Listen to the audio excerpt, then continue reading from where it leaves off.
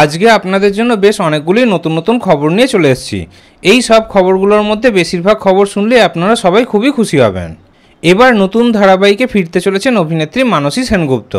Star জলসায় আসতে চলেছে নতুন ধারাবাহিক রাজ রাজেশ্বরী রানী ভবানী।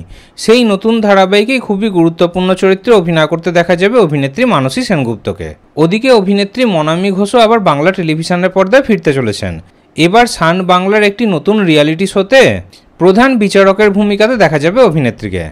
সান বাংলায় আসতে চলেছে নতুন রিয়ালিটি শো বাংলার চ্যাম্পিয়ন। সেখানেই প্রধান বিচারকের ভূমিকাতে থাকতে চলেছেন অভিনেত্রী মনামি ঘোষ।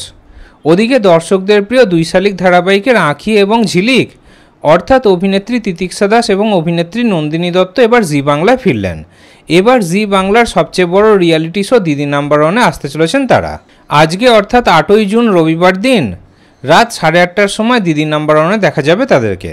তাহলে এই 3টি খবরের মধ্যে কোন খবরটি আপনাদের বেশি ভালো লাগলো কমেন্টে অবশ্যই জানাবেন।